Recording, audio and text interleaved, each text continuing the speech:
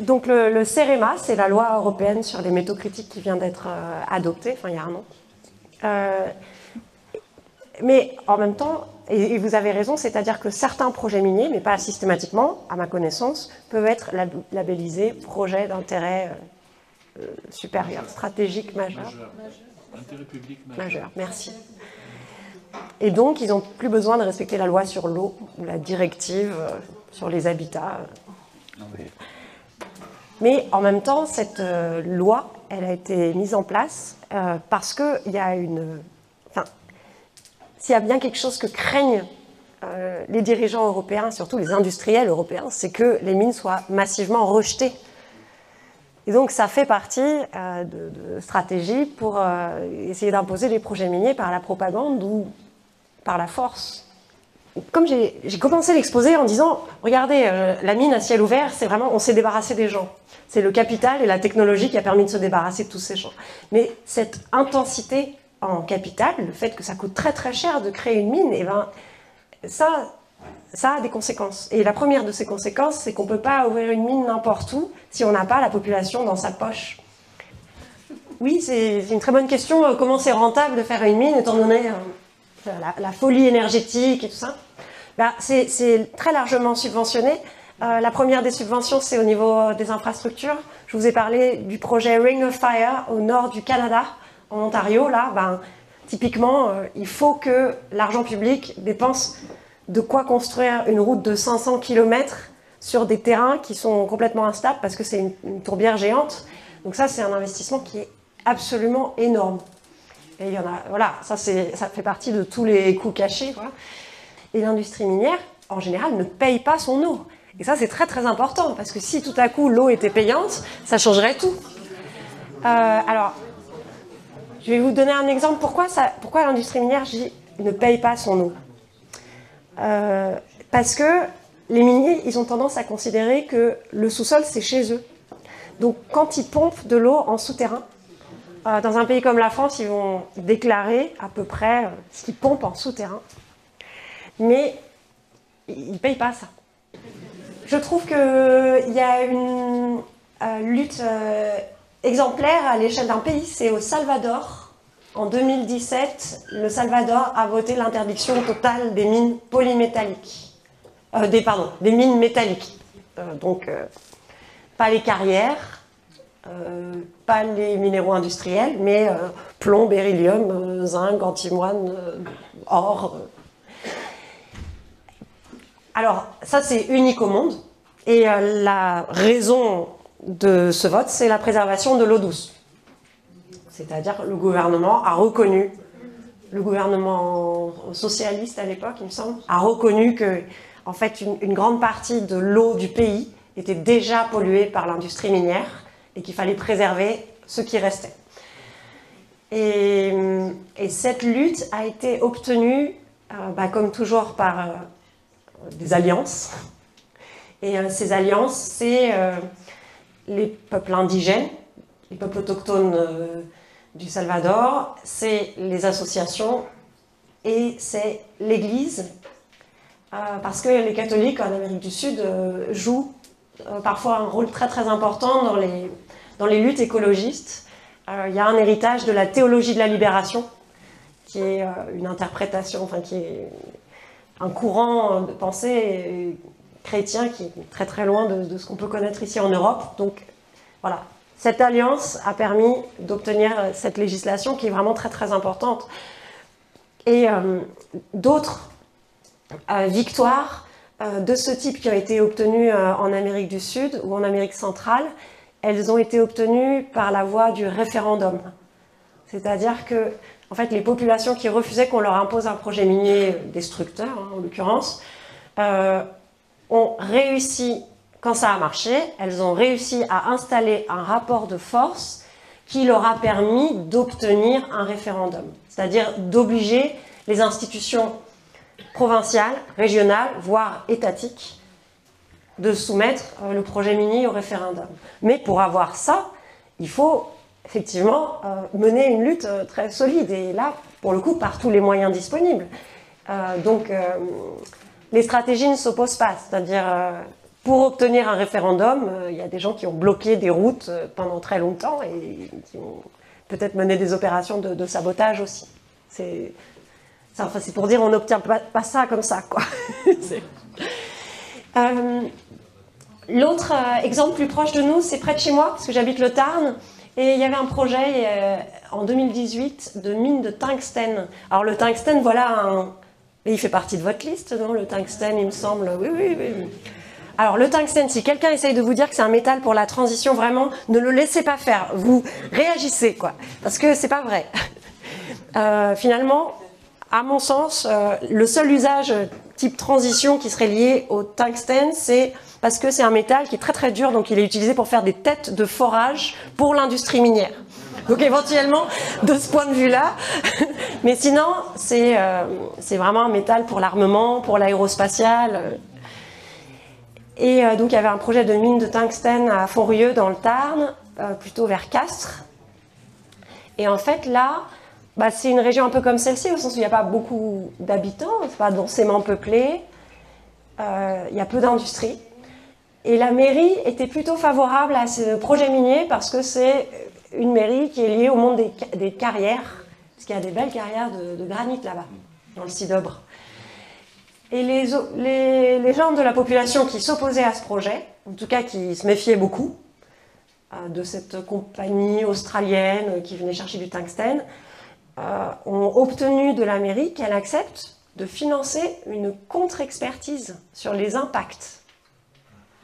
Donc, qu'une association indépendante, en l'occurrence l'association Systext que j'ai citée au début, vienne sur le terrain et touche, je ne sais plus, 20 000, pas beaucoup, 20 000 euros, pour vraiment comprendre comment fonctionnaient les réseaux hydrographiques, quoi, tous les circuits d'eau souterraines, les puits, pour comprendre les risques de pollution. Et ensuite, ils ont rendu leur travail et expliqué très clairement à la mairie ce qui pouvait se passer, quoi. Même au stade de l'exploration. C'est-à-dire qu'ils faisaient valoir que même au stade de l'exploration, il y a un des captages d'eau de la commune qui pouvait être mis en danger. Et la mairie était complètement convaincue par tous ces arguments. Je me souviens, j'étais dans cette salle des fêtes, il y avait 300 personnes et la mairie a annoncé qu'en fait, elle soutenait plus ce projet. Et ça a créé une sorte de désescalade immédiate, puisque le parc naturel régional qui avait approuvé le projet, le parc naturel régional du Haut-Languedoc, a dit « bon, non, mais finalement, nous non plus ». Et puis, voilà.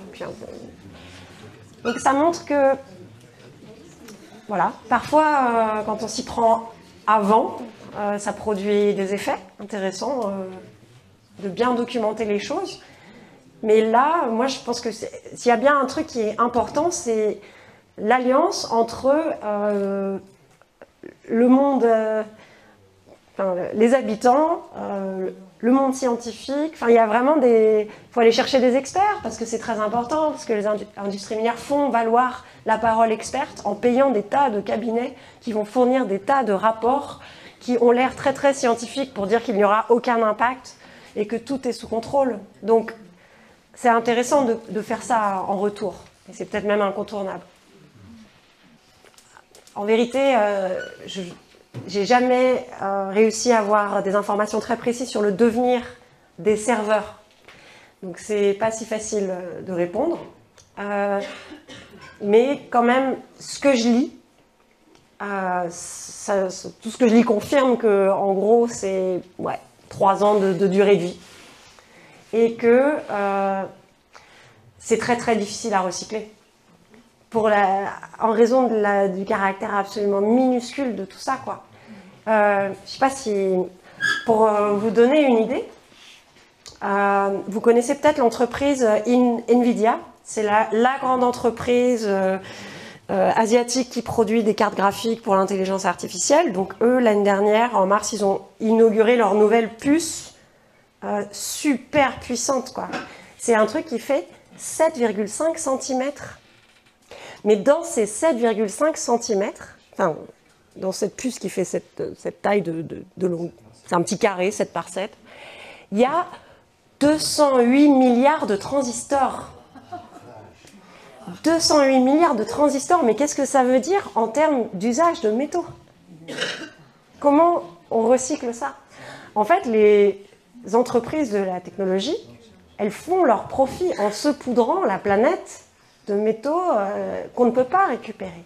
Elles n'en sont absolument pas responsables. Et nous, on va devoir gérer ça, et on le gère déjà en termes de surconsommation. Donc, c'est sûr que ça peut être amélioré. Par exemple, j'ai lu récemment une recherche qui se pose cette question, qui dit, bah voilà, avec l'intelligence artificielle, on pourrait avoir 5 millions de tonnes de déchets électroniques supplémentaires dans les 5 prochaines années. Et comment favoriser le réemploi? Mais bon, enfin, ça peut être mieux, mais pour l'instant, c'est le début de la réflexion, quoi. Oui, pour redire, donc permis d'exploration, c'est ce qu'on appelle un PER ou un PERM, et c'est aussi appelé un permis de recherche. Donc ça, c'est le stade des sondages, de la reconnaissance, des géologues qui viennent, c'est ce stade. Il est valable, ça dépend des permis d'ailleurs, il est valable plusieurs années, ça peut être 5 ans. Et après, il y a un droit de suite, c'est-à-dire que l'entreprise, donc souvent la junior qui détient ce permis, va être, disons, première candidate pour obtenir la phase qui suit, c'est-à-dire un permis d'exploitation ou une concession, puisque, effectivement, en France et ailleurs, le sous-sol appartient à l'État. Donc, l'État a sa charge a le souci, depuis Napoléon, de valoriser au maximum les ressources du sous-sol. Et donc, une entreprise minière va avoir cette charge pour le compte de l'État. Oui, c'est très important parce qu'en fait, en s'interrogeant là-dessus, on est obligé on revisite un petit peu notre histoire, l'histoire industrielle de ces dernières décennies. Elle s'est beaucoup jouée autour de ça, puisque le néolibéralisme, c'est vraiment la mise en place assez systématique d'une chaîne d'approvisionnement mondialisée, dans laquelle les profits des États occidentaux, enfin les profits des entreprises occidentales, notamment les GAFAM, va reposer sur le fait de déléguer à l'Asie la fabrication des objets qui posent toujours problème. Les gens s'empoisonnent, les ouvriers font grève, ça ne va pas du tout. Donc Apple, par exemple, ou Google, ou toutes ces entreprises, elles ont construit leur fortune sur leur capacité à ne pas s'en occuper du tout et à faire travailler la Chine, par exemple. Donc, à force de faire ça, évidemment, la Chine a construit une sorte de monopole sur plusieurs métaux, qui est précisément ce qui maintenant pose problème aux États-Unis, à l'Europe et à leurs partenaires, puisque la Chine est devenue une des plus grandes puissances mondiales et que maintenant, cet Occident est vulnérable. Il ne peut absolument plus compter sur ses alliés et en fait sur son hégémonie, sur sa domination planétaire pour obtenir des métaux. Et dans ce contexte, effectivement, il y a un énorme problème, ne serait-ce que de savoir-faire, puisque dans ce que je vous ai montré tout à l'heure, nous n'avons fait qu'effleurer une toute petite étape de la production de métaux. On a parlé des concentrés. J'ai parlé de métaux qui sont concentrés à 30%, alors que dans l'électronique, on utilise des métaux qui sont d'une pureté, pour le cuivre, je sais pas, de 99 points, plein de 9, en pureté. Donc il y a plein d'autres étapes. Et donc l'enjeu, c'est d'essayer de reconstituer ce savoir-faire. Mais nous, qu'est-ce qu'on fait là-dedans? Le problème, c'est que nous, on est tributaires de choix technologiques, de choix industriels qui n'ont jamais été démocratiquement décidés. Alors, éventuellement, ce serait pas grave si finalement on s'apercevait que c'était de très très bonnes idées, mais en fait, on est en train de construire des infrastructures complètement suicidaires du point de vue de la viabilité. Ce que ça coûte en métaux et en énergie, la 5G, la 6G, ça n'est pas viable. Donc à partir de ce moment-là, on ne peut qu'exiger d'avoir un droit de regard sur ces choix-là et de hiérarchiser comme je l'ai dit à plusieurs reprises, de hiérarchiser les besoins. Et pour hiérarchiser les besoins et l'usage des métaux, il faut construire une démocratie plus solide avec des instances qui peuvent légitimement décider, parce que qui je suis, moi, pour dire que il faudrait, je sais pas, il faudrait absolument cesser de déployer le réseau 5G et laisser la fibre. Pourquoi, voilà. Qu'est-ce que ça veut dire? Qui je suis, moi, pour dire qu'il faut interdire les véhicules électriques de plus d'1 tonne? Voilà. Oui, vous avez complètement raison. L'élu local n'a pas vraiment son mot à dire sur le projet lui-même. C'est vraiment la raison d'État. La mine, c'est la raison d'État. C'est depuis le 19e siècle. Mais en même temps, ce serait très difficile de développer un projet minier sans une mairie favorable. Parce que il y a énormément d'étapes des projets miniers qui ont besoin constamment même de la validation des élus. Par exemple, vous avez vu la quantité de déchets dont on a parlé. Donc assez rapidement, ces déchets vont recouvrir la route. Donc il faut que la mairie condamne la route. Il faut que la mairie gère la transformation des infrastructures. Il faut que la mairie construise de nouvelles routes. Et en fait, c'est sans arrêt comme ça. Je vais vous donner un autre exemple que j'ai déjà cité, Glomel, donc la Bretagne, la mine d'andalousite. Eh ben, la mairie s'était toujours montrée favorable à cette mine d'andalousite, pas de problème, extension. Et puis récemment, 2023, un maire qui est confronté à une nouvelle demande d'extension, création d'une 4e fosse, c'est une très grande fosse. Et puis, lui, il est plutôt lié à la Confédération paysanne, donc il n'a pas tout à fait la même culture que les précédents. Et il dit que ça doit être soumis au débat, et il refuse de donner son approbation du projet minier avant l'ouverture de l'enquête publique. Il n'a pas dit « il ne faut pas faire cette fosse », il a juste dit « je ne veux pas me prononcer avant l'enquête publique ». Et à partir de ce moment-là, il y a une campagne de dénigrement qui a commencé. Et ça a été assez violent. C'est difficile de savoir exactement ce qui s'est passé, parce que les gens ne parlent pas facilement. Mais moi, j'ai eu l'impression que l'entreprise avait instrumentalisé les salariés qui travaillent dedans, en leur disant, en fait, si vous ne faites pas quelque chose contre cette mairie-là, vous allez perdre votre emploi. Tout le monde va en souffrir, en fait. Et donc, après, ça s'est passé pendant des semaines, des petits mots glissés dans les boîtes aux lettres, des voitures qui s'arrêtent et qui profèrent des menaces. Et puis, petit à petit, tout le conseil municipal a démissionné, alors qu'il était très satisfait de son maire. Et puis donc, il a fallu convoquer de nouvelles élections. La représentante de la mine d'Iméris était présente lors du dépouillement. Et quand il s'est avéré que, en fait, c'était la liste entièrement pro-mine, dans laquelle chaque candidat avait un lien direct ou indirect avec la mine, qui a gagné, elle aurait pris son téléphone pour appeler en disant « c'est bon, on a la mairie ». Voilà, ça c'était l'année dernière, je crois. Ben voilà, c'est pour vous dire, oui, il faut avoir la mairie.